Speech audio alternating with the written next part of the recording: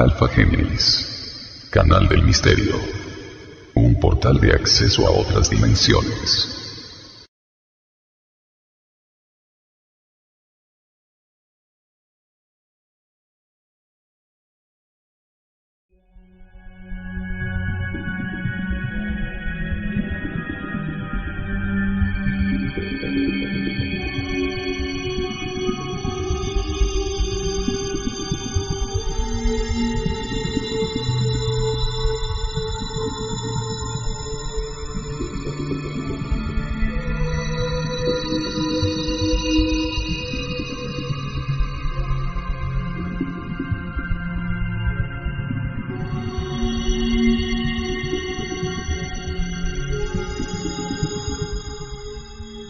OVNIS, propuesta única en el mundo y en la historia, buscando un grupo de aficionados, un periodista, un equipo de verdaderos científicos o investigadores, un canal de televisión o un equipo de producción, para probar la existencia extraterrestre mediante el encuentro con sus naves en encuentros preanunciados. Emitir estos encuentros en vivo y en directo al mundo para probar que la manifestación OVNI en el mundo desde 1947 está encuadrada dentro de un plan inteligente dentro del cual existimos contactados que podemos evidenciar esto al mundo.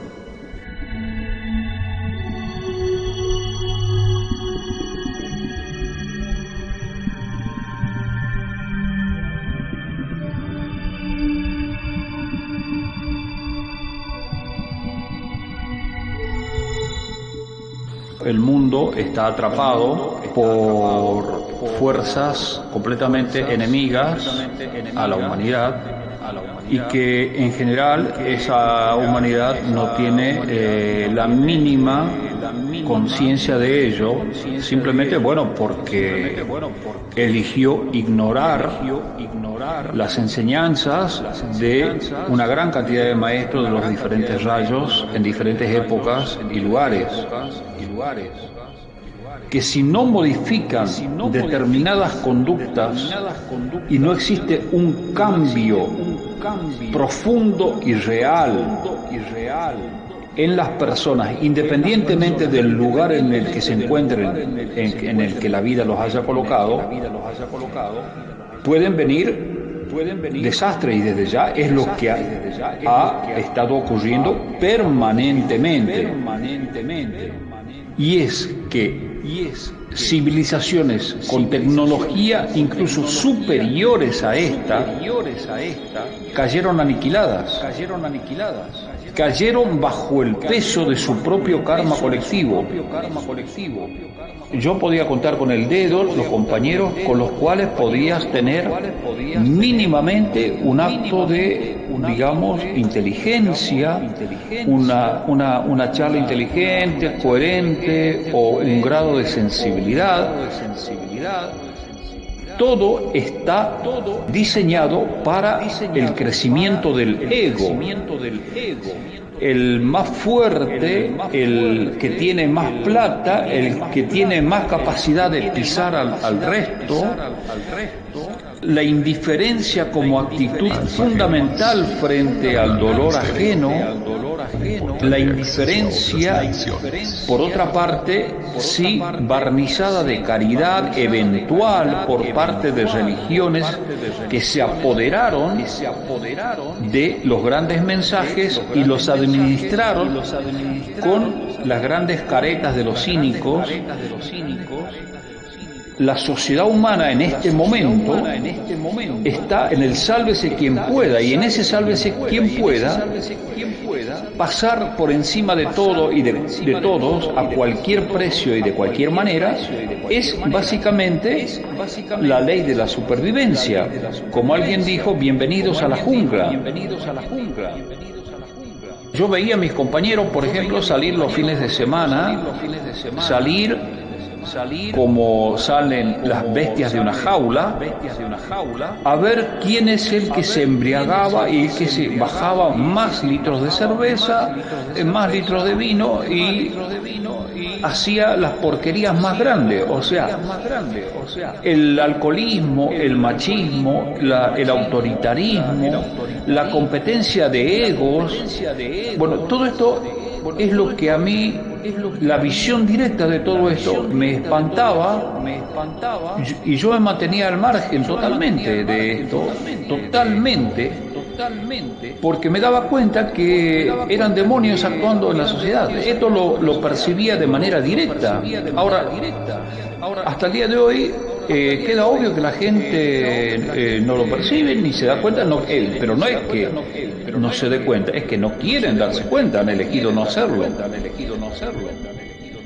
Dentro de la jungla en la que vivimos también un gran circo.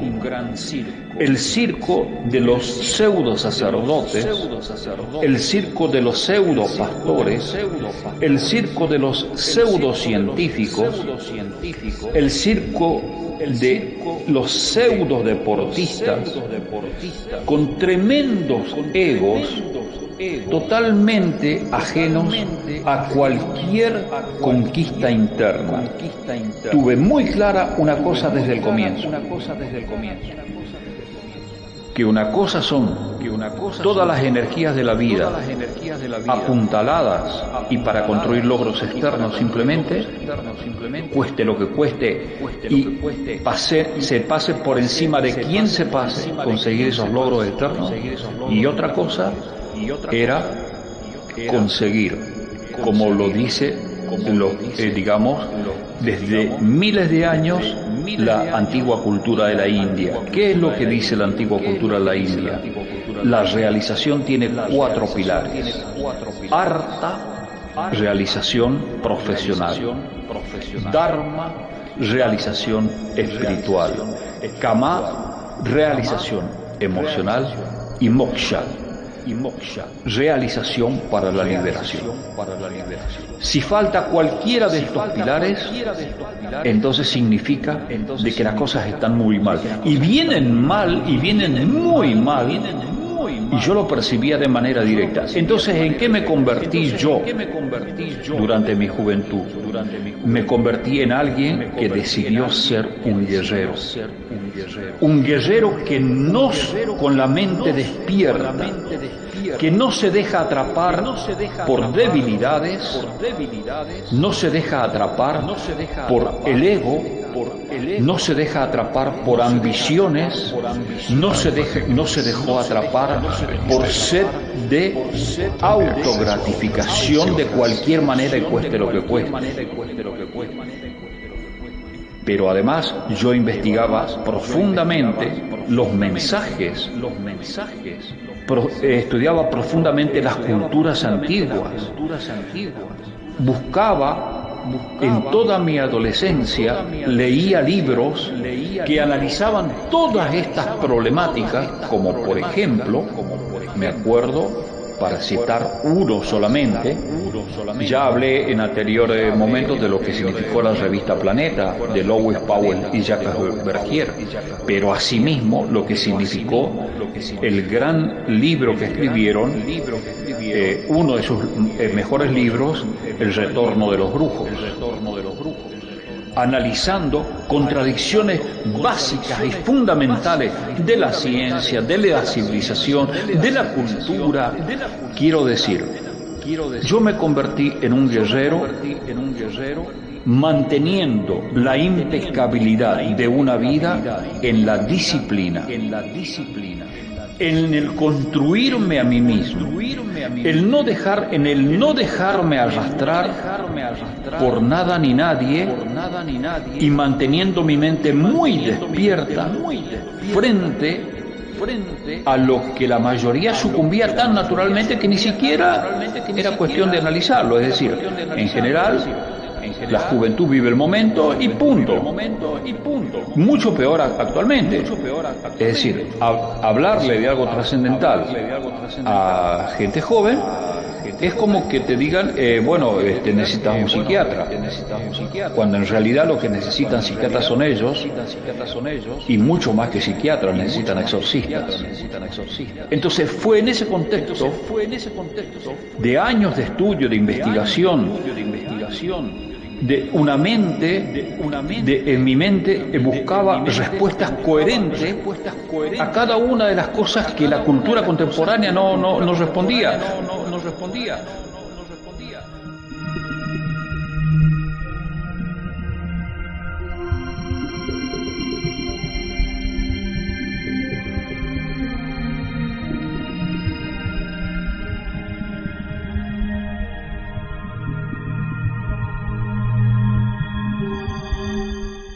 Ariel Walter Justiniano, agrónomo, autor de 14 proyectos para solucionar las crisis sociales, económicas y el pleno desarrollo de los pueblos, maestro de Kung Fu, Yoga, Tai Chi, Tantra, experto en acupuntura y medicina tradicional china, contactado con los maestros cósmicos creadores de las civilizaciones humanas.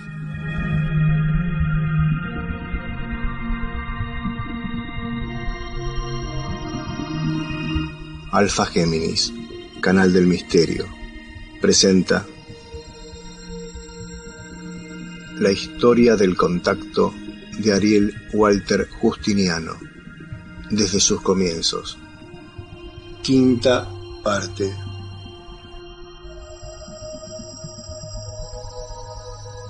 Sus contactos comienzan a los 5 años de edad, cuando tuvo sus primeros avistajes de objetos voladores no identificados y que por su corta edad atribuía dichas visualizaciones a estrellas fugaces o quizás a satélites. Con el paso de los años comprendió que estos fenómenos se estaban manifestando de una manera directa hacia su persona y que no tenían nada que ver con satélites, aviones o estrellas fugaces. Estos fenómenos que veía desde pequeño no eran nada conocido, ajenos todos ellos a hechos de este planeta, pero que los mismos generaron una extraña vinculación con él desde su más tierna infancia. Este fue el inicio de una relación con estos seres que lo marcaría por el resto de su vida y que lo llevarían a una insondable búsqueda de respuestas. Una preparación de 12 años, entre 1974 y 1986, donde fue graduado como guía de la Tierra y, desde entonces y hasta el presente, una profunda labor de investigación de estas temáticas en nuestro país y en el extranjero. Esta es su historia. Bienvenido Ariel Walter Justiniano a Alfa Géminis, Canal del Misterio.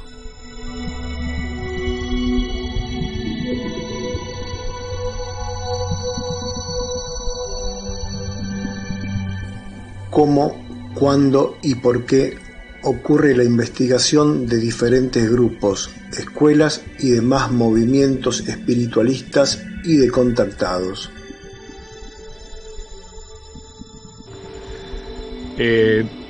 Bien, Ángel, damos inicio entonces a esta quinta entrevista que aborda mi contacto y mis contenidos, en la cual voy a responder a tu interrogante de cómo, cuándo y por qué se inicia la investigación de grupos espiritualistas, grupos de contacto, movimientos surgidos tanto en el pasado como movimientos contemporáneos fui guiado a conocer, investigar y profundizar en ellos. Recordemos que dentro de mi trayectoria yo tengo mi gran experiencia de contacto en octubre de 1974 y durante 12 años fui guiado a conocer, investigar y diferenciar la paja del trigo dentro de tanto movimientos espiritualistas y de realización, digamos, históricos, como la Iglesia Católica, pastores evangélicos, masones, rosacruces y otros movimientos que tienen siglos de existencia, como también a los movimientos contemporáneos surgidos, digamos, a partir más o menos de la década del 60 en adelante. Así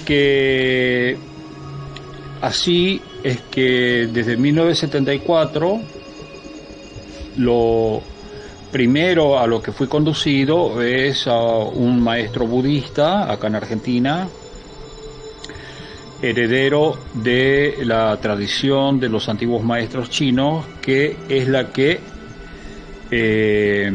transmite y sostiene desde milenios un conocimiento único en el mundo y representa una de las pocas líneas de transmisión del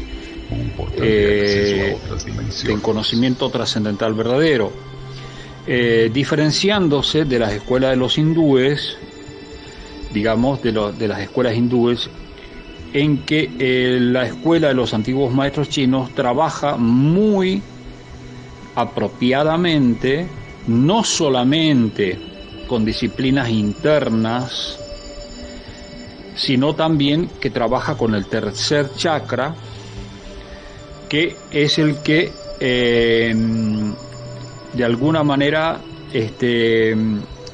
puede manipular la energía vital dentro del cuerpo energético del hombre. Recordemos que son los antiguos maestros chinos los primeros que dan a conocer, que tienen en sus escrituras, por ejemplo, el Nei Qing, un libro que salió a la luz hace 5.000 años, pero la tradición es muchísimo más antigua, porque yo sé que proviene de culturas anteriores a la nuestra.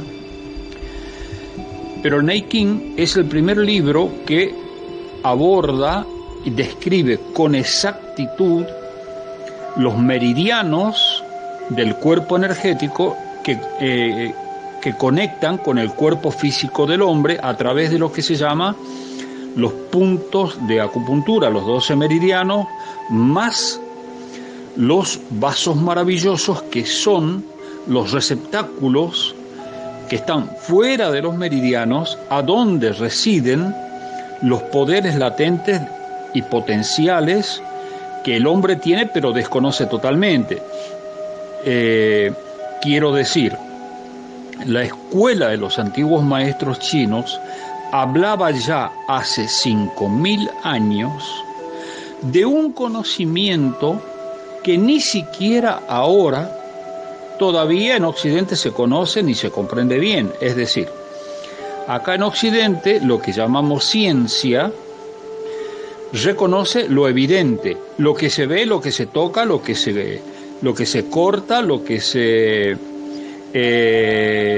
digamos percibe con los 5 sentidos, nada más.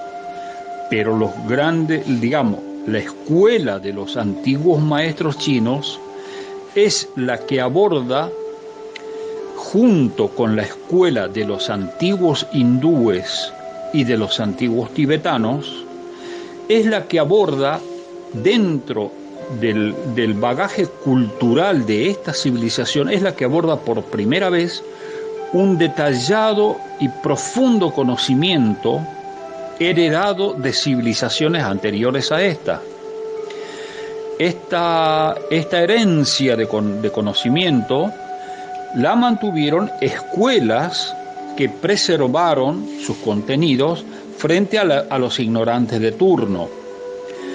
Y mientras en Occidente no se tenía ni idea de que hay un cuerpo energético, ellos ya estaban hablando con perfecta exactitud y describiendo cómo, tocando determinados puntos, es decir, los meridianos que están sincronizados con los movimientos de los astros, 2 por cada meridiano cada día, es decir, son 12 meridianos que por donde circula la energía cósmica en el hombre, con puntos maestros, con puntos de activación, de desactivación, etcétera, etcétera, etcétera. Yendo sintéticamente al tema, es que entonces fui guiado bajo contacto a conocer, comprender e investigar que efectivamente existen desde hace milenios algunas escuelas provenientes del Antiguo Oriente que preservan un contenido extraordinario, fantástico, frente a la ignorancia total de lo que Occidente hasta el día de hoy ni siquiera reconoce correctamente. Por ejemplo, es con esos contenidos que yo, por ejemplo, he curado cáncer, he curado todo tipo de enfermedades, no acá en Argentina, he trabajado en otros países con estos contenidos. Y puedo dar fe de lo que significa el abordar la complejidad de la estructura humana, no solo desde el punto de vista de lo que se puede tocar, cortar y percibir con los 5 sentidos comunes y corrientes, sino que los maestros chinos transmitieron desde siempre conceptos fundamentales ligados, por una parte, a la activación de los chakras y por otra parte a, el manejo del ensueño, por ejemplo. Es decir, abordando al ser humano en su integralidad, por una parte, la mente racional, la mente lógica, la mente, que percibe la realidad en la que nos estamos manejando, pero por otra parte, otro aspecto de la realidad que el ser humano hasta el día de hoy no aborda ni remotamente en Occidente, que es la identidad del ensueño. Entonces, viendo a esta integralidad, es que crean lo que se llama la doctrina o la transmisión de los antiguos maestros chinos, a la que yo inicialmente fui conducido. Es así que desde entonces, 1974, comprendí, conocí y participo de un conjunto de disciplinas externas de optimización de la estructura externa física, la condición y la optimización física, psicológica, mental y emocional, pero al mismo tiempo disciplinas internas que están vinculadas al aspecto no racional, al aspecto del conocimiento silencioso, a la comprensión del vacío y a la transmisión de un conocimiento iniciático que también está vinculado, por supuesto, al manejo de la energía sexual. Fue gracias a este primer contacto que luego fue, asimilado por el budismo y que se mantiene en alguna de las escuelas budistas, que yo comprendí por primera vez la extraordinaria potencialidad del hombre, vinculada entonces al desarrollo de los chakras y los vasos maravillosos.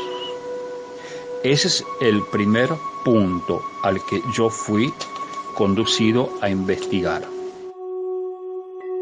¿A qué conclusiones ha llegado con dicha investigación?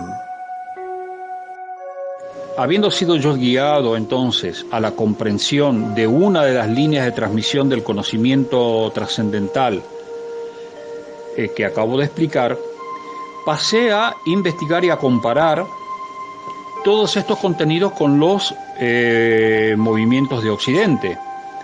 quiero decir, comprendí dentro de mi gran experiencia de contacto original algo muy importante que después fue confirmado en el curso de los años, posteriormente, y es que la manifestación del conocimiento trascendental fue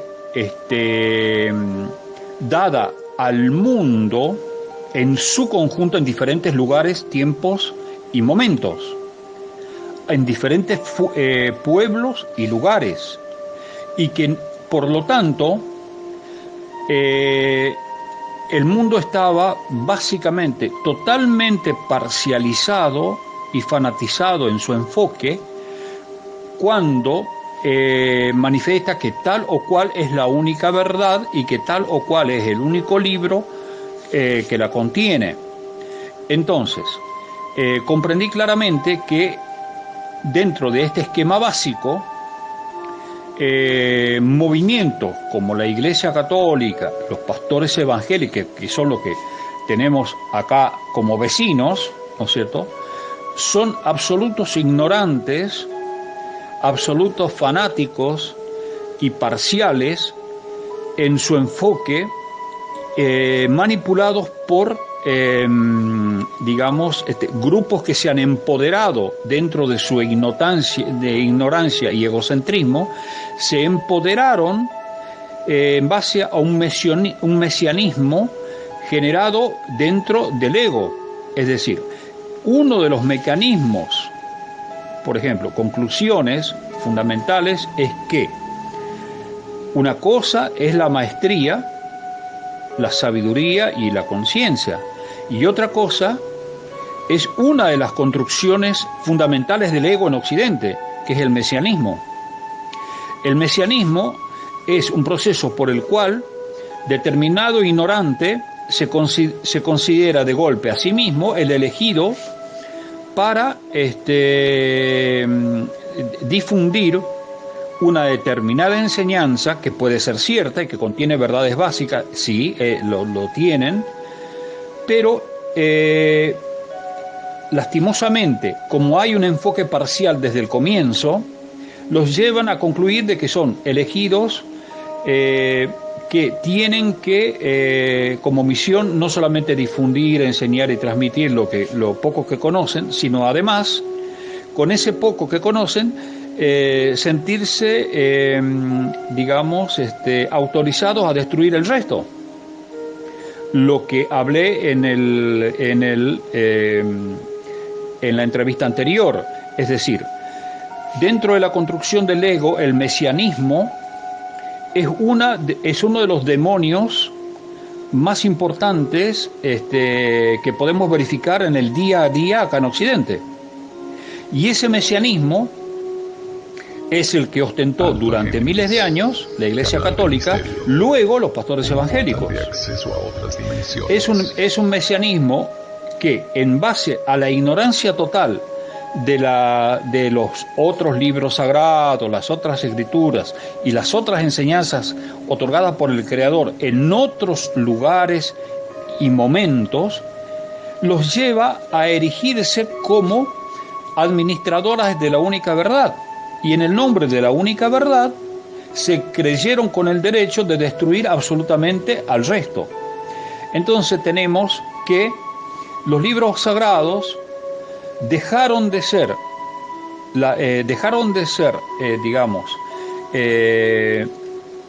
vehículos de transformación, de crecimiento y de cambio espiritual para convertirse en armas con los cuales destruir a todo aquel que, simplemente no participe del contenido respectivo. Esa fue la conclusión básica y primordial que yo observé guiado bajo contacto de lo que acontece en diferentes lugares, y fundamentalmente lo podemos evidenciar luego de la década del 70, lo podemos evidenciar en el fanatismo religioso de los pueblos musulmanes.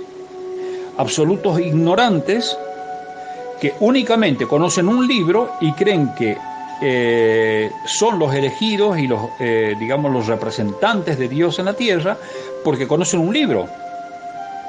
Entonces, ese parcialismo de absoluta ignorancia los llevó a erigirse en, verdugos, en jueces, verdugos y decapitadores de todo aquel que no diga lo que ellos quieren escuchar. Y así tenemos entonces que el primer estadio y las primeras conclusiones a las que fui conducido en la observación de la realidad en que vivimos es que vivimos dentro de culturas creadas por mesiánicos, construido a partir de mesianismos absolutamente ignorantes, parciales y fanáticos respecto de cualquier otro contenido que haya sido otorgado al mundo por el Creador en diferentes tiempos y lugares. ¿Podrías dar nombre y apellidos de estos grupos liderados por los mesiánicos y cuáles son sus principales características negativas, como para que la gente no informada no caiga bajo su control? Dentro de las conclusiones, investigaciones y grupos a los que fui guiado a investigar, voy a referirme brevemente a algunos de ellos, porque así como investigué movimientos, en los cuales se ha desarrollado nuestra cultura, como la Iglesia Católica, pastores evangélicos, etcétera, también he ido investigando movimiento por movimiento y escuelas por escuelas de los movimientos que surgieron como respuesta o como alternativa a estos grandes movimientos masivos. Por ejemplo, en la década del 70 surge el movimiento israeliano.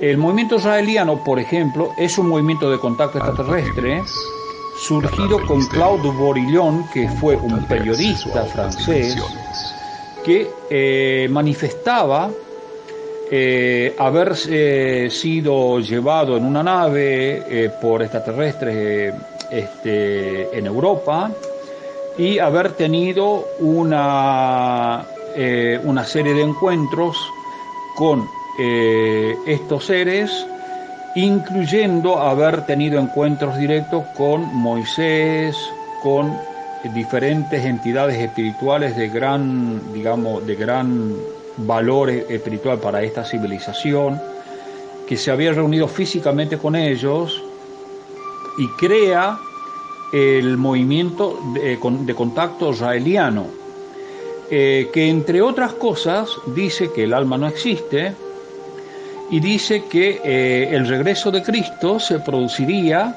no como la gente espera, sino a través de una clonación de la sangre que tiene la túnica de Turín,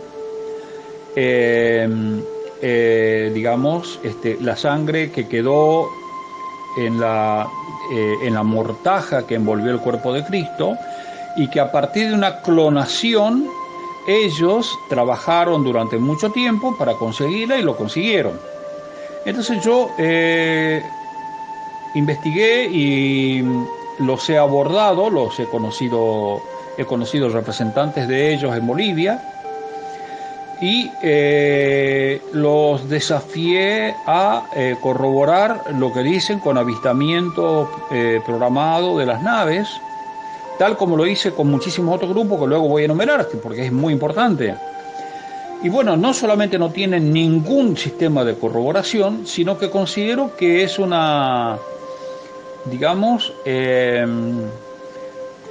contacto que posiblemente sea con entidades, pero que no pertenecen en lo mínimo al conocimiento trascendental, ni tampoco a la Confederación. O sea que puede haber, como hay incluso personas que pueden llegar a tener experiencias, pero no necesariamente dentro de lo que es el plan del Creador y dentro del sistema de corroboración objetivo y verificable que son los avistamientos preanunciados de las naves. Primer punto, el movimiento israeliano. Después, por ejemplo, investigué a la Gran Fraternidad Universal, la escuela de transmisión del yoga, vegetarianismo y muchas disciplinas que fundó Serge Renaud de la Ferrière cuando vino desde Francia y se instaló en México. Serge Renaud de la Ferrière creó la Gran Fraternidad Universal. Y yo, por ejemplo, asistí a un curso de medicina natural que dio, por ejemplo, en la ciudad de La Paz, el que entonces era el considerado uno de sus maestres supremos, el Gagpa Millán. Gagpa es un título, es un grado iniciático. Entonces yo lo abordé de frente y le pregunté qué consideraba sobre la existencia, la manifestación ovni, los contactos que podían existir. Le di a conocer que yo tenía experiencias privadas, personales de contacto. El tipo negó absolutamente todo y dijo que todo lo que se veía eran naves secretas de Estados Unidos y de la Unión Soviética. Cuando le hablé de las experiencias con los ancianos, le hablé de los avistamientos programados y la conexión telepática, dijo que era todo mentira, pero yo lo vivía. Entonces me encontré, con que sí, tienen un montón de cosas muy positivas, quiero decir. Está muy bien que, estimulen el vegetarianismo, la transmisión de la acupuntura, el yoga, está muy bien. Pero otra cosa es que pasemos a negar, y no sabían nada, y creyéndose dueños de que toda la verdad la tenían ellos dentro de su pobrísima y limitadísima versión de lo que es, la cultura de los antiguos hindúes. Paso luego a lo que fue mi experiencia con el movimiento gnóstico y los seguidores del supuesto maestro Samael Aun Weor, que tiene miles de seguidores en toda América del Sur, en México y seguidores en América del Sur, asegurando de que tenían contacto con extraterrestres, diciendo toda una declamación de todas estas cosas, y los invité a demostrarlo. Por supuesto que no lo hicieron, pero al mismo tiempo investigué seriamente los fundamentos de esta doctrina y comprobé claramente que es un plagio de la doctrina tántrica original, y además con fanatismos llevados al extremo, por ejemplo, de decir de que todo aquel que derrame una gota de semen es un mago negro. Entonces, cuando yo consulté esto con los maestros y abordé la investigación de los fundamentos, se me explicó claramente que no se puede meter a todos en la misma bolsa, porque resulta de que hay hombres que tienen la capacidad, una capacidad casi indefinida de retener el orgasmo, pueden hacerlo por muchísimo tiempo, pero hay otros que tienen otras naturalezas y que no por eso significa que son magos negros. Pero además, calificar de mago negro a una persona a un hombre porque tiene orgasmo, significa una absoluta y total ignorancia de lo que es la magia negra. Otro punto que también es absolutamente equivocado es que le obligan a la mujer a realizar la misma transmutación que al hombre, cuando la mujer tiene un cuerpo energético opuesto al del hombre. Y la sexualidad afecta negativamente al hombre, efectivamente, el orgasmo, podríamos decir, mientras que a la mujer, en determinado momento, le afecta positivamente e incluso puede conducirla a éxtasis muy superiores a lo que comúnmente se conoce y acepta dentro de los digamos, cánones de nuestra cultura. Lo he visto y lo he vivido con sacerdotisas que yo he tenido personalmente.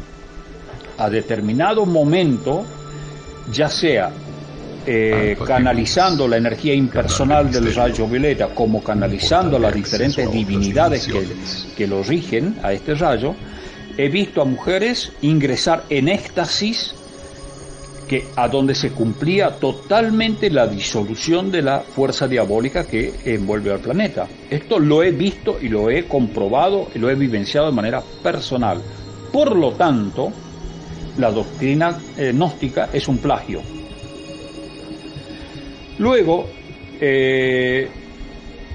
investigué también el movimiento de la llama violeta, de la Connie Méndez y los libritos, los 4 libritos de 4 a 1 y qué sé yo, con todos los sistemas de decretos, pero resulta de que no corresponde en lo más mínimo a lo que significa el uso del verbo.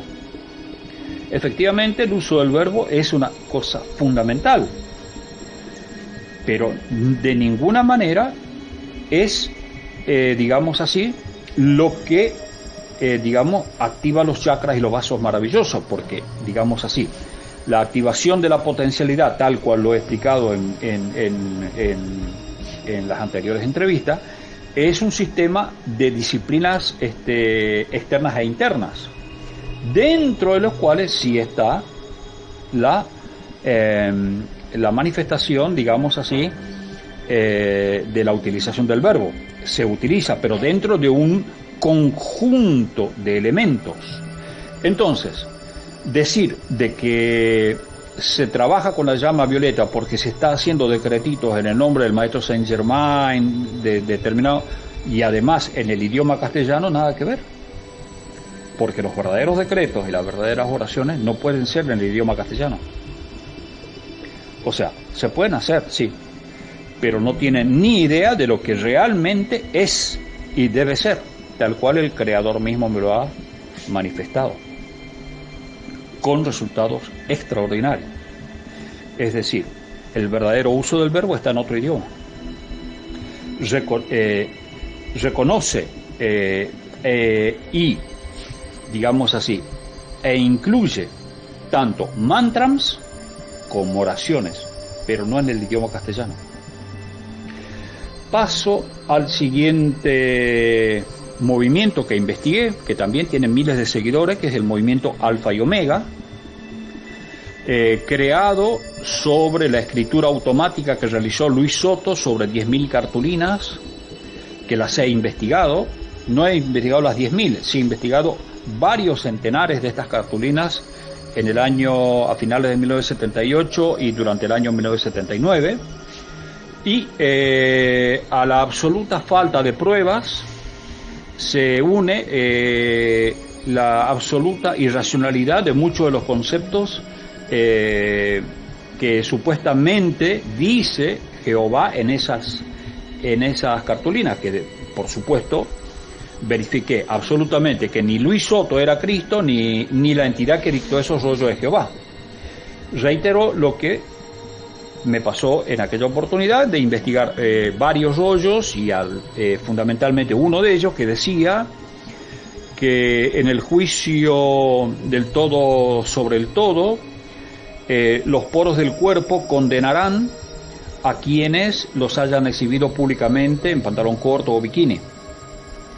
Es decir, una cosa tan ridícula, irracional, estúpida, es seguida y creída como que Jehová la ha dicho, y nada que ver.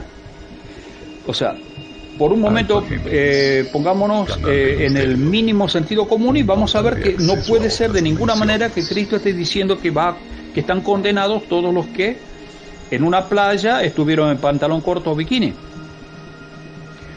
Sin embargo, tiene miles de seguidores. Nunca me aportaron ninguna prueba. Luis Soto tampoco aportó pruebas a la prensa, ni sabía de ningún tipo de... O sea, ni siquiera conocían de que existe una reglamentación obligatoria para todos los que difunden contenidos. Entonces, esa reglamentación, esa normativa que tiene la Confederación de probar y corroborar esos contenidos mediante avistamientos programados. Y finalmente me referiré a la misión Rama, que fue la misión por la cual yo me fui al Perú originalmente, a donde participé durante algún tiempo, casi un año, y verifiqué que básicamente es un movimiento de teóricos que hablan, ¿sí?, de mensajes, de maestros, ¿sí? Existe un verdadero contacto, existe la información, existen los maestros, efectivamente, pero otra cosa es, digamos, una cosa es lo que se dice de la boca para afuera y otra cosa es lo que se hace. Por simple ejemplo, diré que la que era la mujer de Carlos Pajuels, en uno de los campamentos que fuimos a Marcahuasi a comienzos del año 1979, se hizo un gran campamento. Bueno, la que era la mujer de él se vino conmigo y se quedó durante todo el campamento conmigo a mi lado. Ella no quería saber más nada de él. Entonces yo no sabía nada de esta situación, simplemente la viví porque me pareció una mujer hermosa, una mujer inteligente, una mujer que tenía contacto y estableció una relación íntima conmigo y me transmitió bajo contacto un montón de cosas muy importantes en esos días que tuvimos 2 semanas en la meseta de Marcahuasi. Cuando volvimos, el grupo había decidido mi expulsión de la misión Rama porque yo me metí con la mujer del jefe. No es que yo la haya buscado, ni mucho menos, sino que simplemente ella vino a mí porque no quería saber nada, porque además quedó demostrado luego que ella tenía razón. Es decir, Carlos Pajuels luego se convirtió en la transexual Verónica Pajuels, o sea, no tenía bien definida su propia sexualidad. Entonces ella conocía muchas cosas que no compartía, ni estaba de acuerdo, ni quería de ninguna manera restablecer la relación con él tal cual él había insistido al volver del Brasil a donde vivía, y bueno, se vino conmigo. Yo no sabía nada de estas situaciones. El tema es que, sumado al hecho de que mi grupo fue en Lima, mi grupo, un grupo que yo dirigía, fue el primero en vivir el primer Sendra, y que yo me había atrevido a decir, por ejemplo, que existía la importancia de formar comunidades de supervivencia, no solamente de hablar bonito y hablar de amor y hablar de espiritualidad y leer mensajes, sino que yo entendía que teníamos que iniciar movimientos concretos, alternativos, para la gente interesada seriamente en un compromiso, en un cambio de vida. Planteé la necesidad de formar comunidades de supervivencia en la zona selvática del Perú. Entonces me dijeron que yo era un hormonal, que era un precipitado, que era un arrebatado, que todo eso vendría solo, etcétera. Bueno, me expulsaron de Rama. Con los años luego, fuera donde yo fuera, llovían inmediatamente todo tipo de adjetivos sobre mi persona, desde que soy narcotraficante hasta el hecho de que cuando yo organizo avistamientos lo hago con los malos. ¿Para qué decir cuando vinieron la gente de Estados Unidos a Santa Cruz de la Sierra, donde yo durante 3 años probé mi contacto mediante avistamientos con todos los canales de televisión? Y uno de mis alumnos vivió una experiencia única en el mundo cuando se lo llevaron y tuvo un encuentro con 17 razas de todo el universo. Entonces la gente de Estados Unidos se enteró, vino e hizo 2 notas, una conmigo y la otra haciéndole hipnosis a mi alumno. Y esta hipnosis corroboró totalmente la experiencia. Bueno, no hay palabras para describir el odio, la envidia que llevó incluso a gente de la misión Rama a robarme videos. Me robaron videos originales de filmaciones que yo le había dado a Jorge Gil Suárez, que sacaba el movimiento, el programa Gala Reporte, un programa extraordinario que salía en Bolivia en esa época. Hablo de 1993, 1992, 93 hasta el 94. Bueno, cuando Jorge Gil Suárez me pide las pruebas, yo tenía un video único con las filmaciones de naves de día. Bueno, fue gente de la Misión Rama que lo hizo desaparecer del estudio de Jorge Gil Suárez. Por supuesto, luego conduje a Víctor Bernal, el camarógrafo de Galavisión, a filmar naves. Por supuesto, fue tanta la basura, tanta la porquería diseminada por la Misión Rama de Santa Cruz, que no sacaron la nota. Es decir, es como dice un antiguo refrán: miente, miente, miente, que algo va a quedar. Y bueno, algo quedó efectivamente, no salió el programa, por más que yo le diera pruebas directas a sus cámaras. Entonces, resumiendo, la Misión Rama, yo pertenecí, accedí a las 4 grandes iniciaciones grupales, que es el Sendra 1, la recepción del nombre cósmico, la recepción de los cristales de cesio, y el Sendra 4 en el desierto de Chilca en julio de 1979, y logrado eso me retiré. La Misión Rama representó para mí desde siempre entonces uno de los nidos de víboras más grandes que yo he conocido hasta el día de hoy. Y así concluyo entonces mi investigación de varios grupos. No es que me lo hayan contado, lo he vivido, lo he investigado y he profundizado. Y cuando yo me he, enfrentado a determinados líderes, seguidores, ha sido con argumentos, no con calumnias, no con mentiras, sino con argumentos. Nunca he recibido argumentos. Sí he recibido miles de calumnias, mentiras y campañas de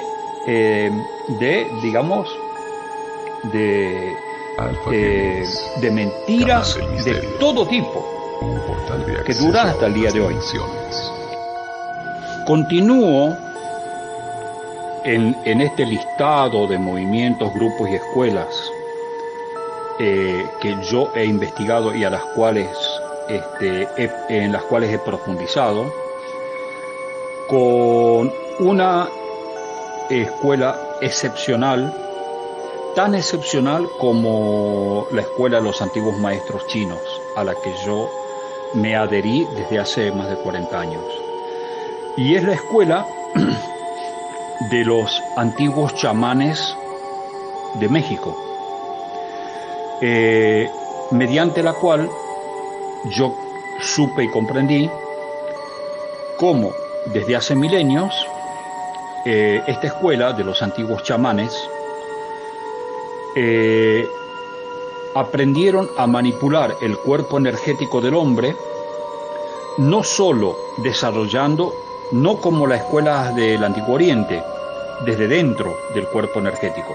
Las escuelas del Antiguo Oriente aprendieron a desarrollar los gérmenes del cuerpo energético contenidos en los chakras y vasos maravillosos, que son órganos internos del cuerpo energético.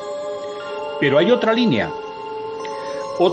que aprendió a manipular la realidad y la conciencia desde el exterior del cuerpo energético. Entonces, es así como me involucré analizando a fondo los libros de Carlos Castaneda. Carlos Castaneda fue un antropólogo que en la década del 60 fue a investigar la acción de las plantas alucinógenas y plantas de poder en su relación con las culturas tribales del Antiguo México. Y entonces conoce a un antiguo maestro, un brujo antiguo, un chamán antiguo, don Juan Matus, y va escribiendo Carlos Castaneda varios libros del aprendizaje y de lo que va compartiendo en años de estar al lado de este chamán, al punto en que se produce una total conversión. Carlos Castaneda deja de ser un hombre occidental y pasa a involucrarse completamente en el linaje de los antiguos chamanes de México, como un integrante más del linaje de Don Juan. Leí, investigué absolutamente todos los libros, e incluso luego que Carlos Castaneda desapareciera, continué con los libros de Taisha Velar y también de Armando Torres. Este último me parece muy importante, por ejemplo, que es como una síntesis. Armando Torres tiene un par de libros escritos. Uno de ellos, buscándolo en internet se lo encuentra fácilmente a estos libros, tanto los de Taisha Velar, que se llama Donde cruzan los brujos, y los de Armando Torres, no recuerdo exactamente en este momento el nombre, pero poniendo en internet salen los nombres de estos libros. Me encuentro con una escuela tan extraordinaria como la escuela de los antiguos maestros chinos. ¿Por qué? Porque aprendieron a manipular la conciencia mediante el movimiento del punto de encaje o centro de comando, que es el lugar situado, es un centro de poder donde radica el centro de la atención y la conciencia del hombre, situado a 80 centímetros por encima del omóplato izquierdo del ser humano. Y estos chamanes aprendieron a manipular y a moviendo este punto de encaje o centro de comando, aprendieron a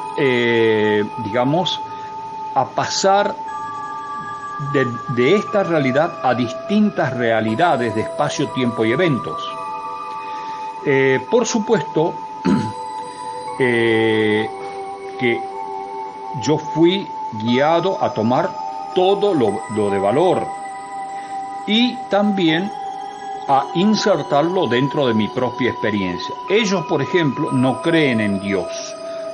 Dejaron de lado totalmente el tema de Dios, el tema de extraterrestres, todo lo que forma parte esencial dentro de la transmisión de lo que consideramos los maestros, etcétera, occidentales o de Medio Oriente, etcétera. Ellos dejan de lado absolutamente todo eso y pasan mediante una serie de disciplinas, al manejo de lo que se llama el lado activo del infinito, que es, digamos así, parte de una enseñanza total que también aborda, como lo hicieron los antiguos maestros chinos, al ser humano en su totalidad, tanto en lo que es la parte racional, la parte cognitiva de la realidad que todos tenemos, como también el manejo del ensueño. Al igual que los antiguos maestros de Oriente, supieron contemplar y abordar al ser humano dentro de una estructura en la cual existen dos grandes núcleos: el núcleo de la racionalidad por un lado y el núcleo del ensueño por otro, que es a donde pasamos nada menos que 3/4 partes de nuestra vida, ¿no es cierto? La pasamos durmiendo. Entonces, comprendieron desde el primer momento que no se podía tener ni definiciones, ni conceptos totales, ni finales sobre muchísimas cosas, solo con el enfoque de nuestra racionalidad. Entonces, me interesó muchísimo por la coincidencia que existía con la escuela de los antiguos maestros chinos, que los antiguos maestros chinos abordan exactamente a través, por ejemplo, de ejercicios de retención del aire muy profundos, logran lo que se llaman estados de conciencia acrecentada.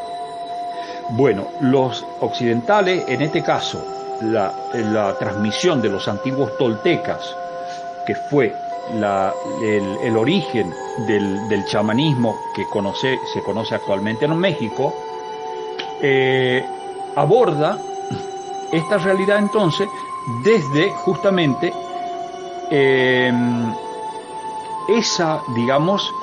esa dualidad primordial que es un lado racional, explicable, lógico y verificable con los 5 sentidos, pero por otro lado, un lado no racional, no explicable y que está conectado al infinito, que es el ensueño.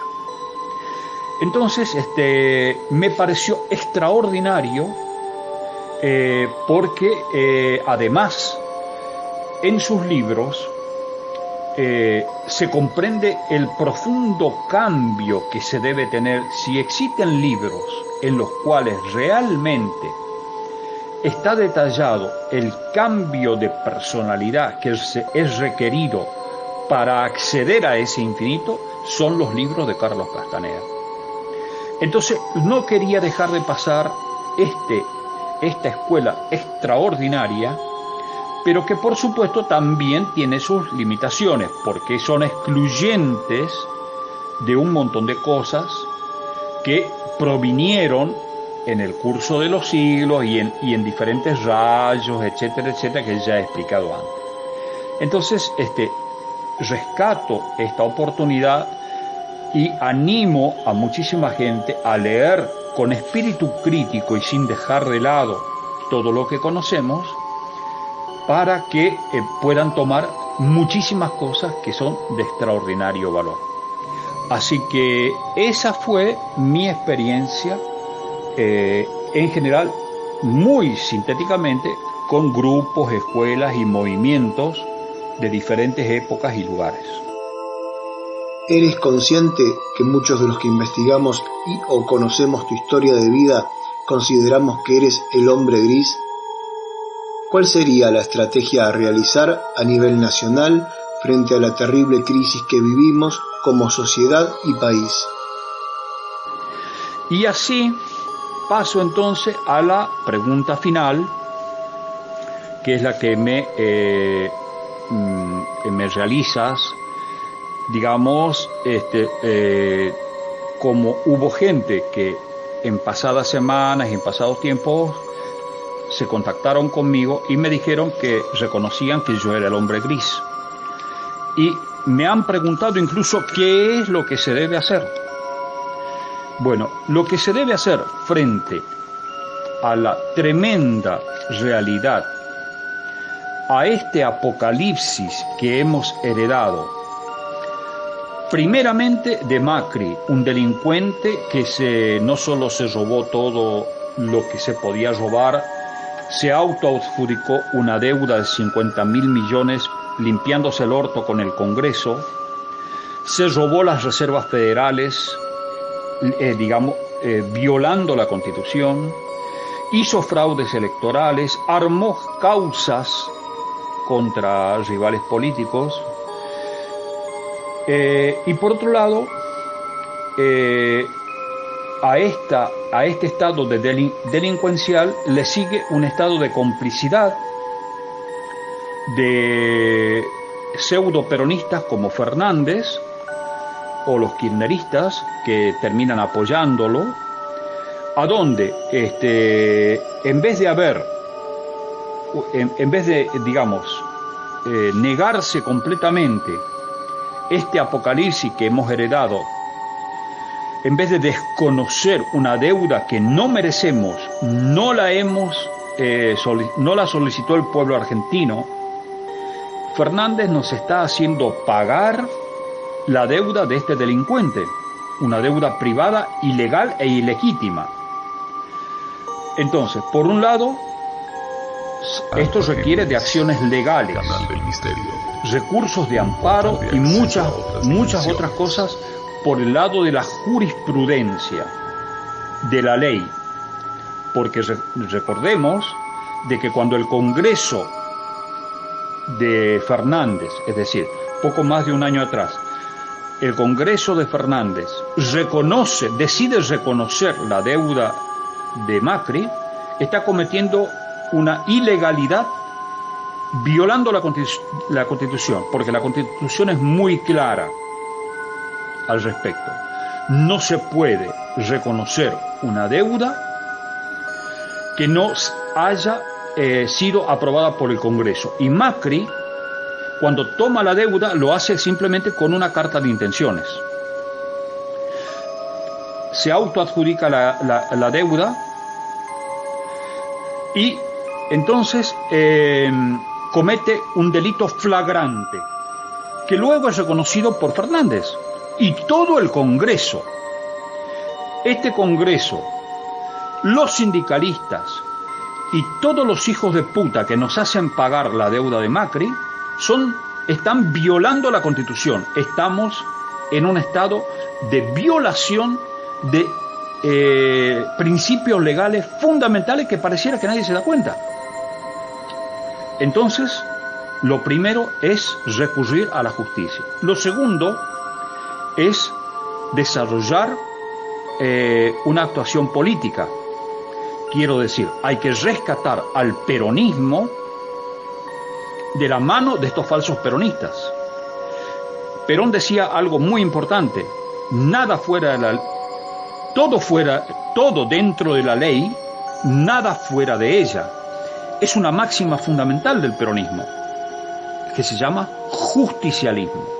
No solo por justicia social, sino por respeto a la justicia como elemento fundamental del peronismo. Y de ahí pasamos a un segundo punto, que es el nacionalismo. Mientras hoy tenemos a tipos, por ejemplo, como Milei, que están diciendo, economistas de quinta categoría, que están diciendo al pueblo argentino que el Estado no debe intervenir, justamente en situaciones como la que estamos viviendo, a donde grandes ladrones socios de Macri fueron beneficiados con las empresas públicas. Entonces tenemos que no solamente se robaron todo, se adjudicaron una deuda ilegítima y que es reconocida por congresistas y por sindicalistas absolutamente fuera de la ley, sino que además hemos heredado el robo sostenido más grande de la historia, que es el tarifazo. Cuando las empresas públicas caen en manos privadas, corremos el riesgo que se conviertan en lo que son hoy. ¿Qué es lo que son hoy? Una cueva de ladrones. Las tarifas están totalmente sobredimensionadas y es por eso que cerraron 28.000 pymes, cerró como el 70 o 80% de la industria nacional, cerraron fábricas todos los días. ¿Por qué cerraron? Cerraron porque es imposible sostener un tarifazo. Este tarifazo, ¿a quién beneficia? Beneficia a los ladrones del robo sostenido más grande de la historia. Y no hay nadie quien le ponga freno. Entonces tenemos a estos falsos peronistas, como Fernández, y toda su lacra de basura, vestidos de peronistas, frente a los que tenemos que retomar el peronismo. Entonces, ¿qué es lo que yo propongo? Un portal de acceso a rescatemos al peronismo verdadero, con su verdadera dimensionalidad. Por un lado, la justicia, haciendo respetar la Constitución y la legalidad con recursos de amparo y todo lo que corresponda. Por otro lado, es organizar un nuevo movimiento peronista, un verdadero peronismo. Y por otro lado, es reconquistar, nacionalizar las empresas públicas, que además funcionan en terrenos públicos.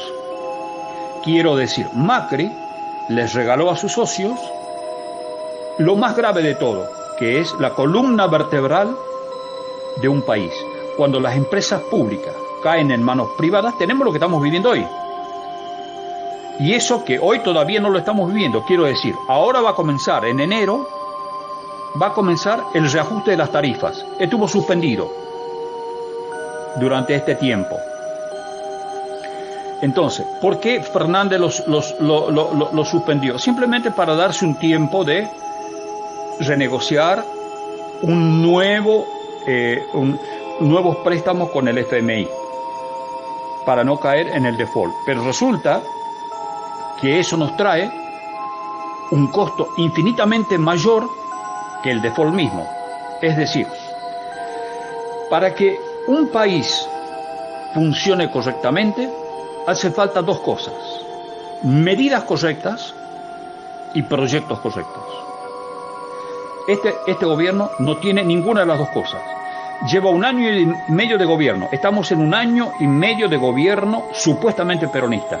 Y en este año y medio de gobierno no ha habido medida alguna para reinsertar a Argentina en el circuito virtuoso de producción, comercio y consumo. Entonces, alguien me preguntó, ¿qué debemos hacer? Tenemos que recuperar el peronismo. Tenemos que desarrollar estrategias políticas, legales, sociales y las que haga falta para reinsertar la vida frente a algo que pareciera que no nos damos cuenta. Yo sí lo tomo muy en cuenta. Estamos en el apocalipsis, pero ese apocalipsis no es un apocalipsis natural, es un apocalipsis social, a donde ladrones y cómplices se dan la mano. En otras palabras, Fernández, en su preciosa sonrisa de quedar bien con todos, abraza a Macri. Fernández y los sindicalistas se abrazan todos al peor, digamos, demonio que haya guiado la Argentina. Y estamos viviendo las consecuencias. Y ahora, 2021, viene peor. Viene peor porque viene la actualización del tarifazo. Así que, bien, deberíamos hacer muchas cosas. Yo lo puedo hacer si es que tengo el apoyo necesario. Otra cosa es que lo consigamos en tiempo y forma, porque si no hacemos la cosa a tiempo, el ocuparnos pasa a ser preocuparnos y desesperarnos porque ya la cosa no da más. Asumo, Alfa Géminis, en base a gente un portal de acceso a que otras dimensiones. ha estado escuchando toda esta entrevista acá a mi lado, que faltó explicar una pequeña cosita, y es que el hombre gris tiene dos frentes de actuación. Uno es el social. Me estuve olvidando de nombrar el otro aspecto del hombre gris, que es la formación de grupos de trabajo, de realización, para desactivar las energías que afectan al planeta y especialmente a la Argentina como país elegido. Entonces, por un lado, es la actuación pública, social y todo lo demás. Por otro lado, es otro nivel de actuación tremendamente importante y complementario al primero, que son los grupos de trabajo interior. Y así, sí, queda mejor comprendida la actuación del hombre gris. Y termino ahí, estimado Ángel. Nos vemos en la próxima y hasta siempre.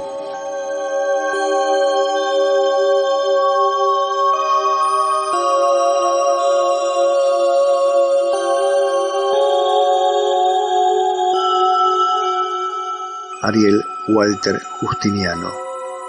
Gracias por estar. Y nos encontramos en una próxima entrega en Alfa Géminis, Canal del Misterio. Hasta la próxima.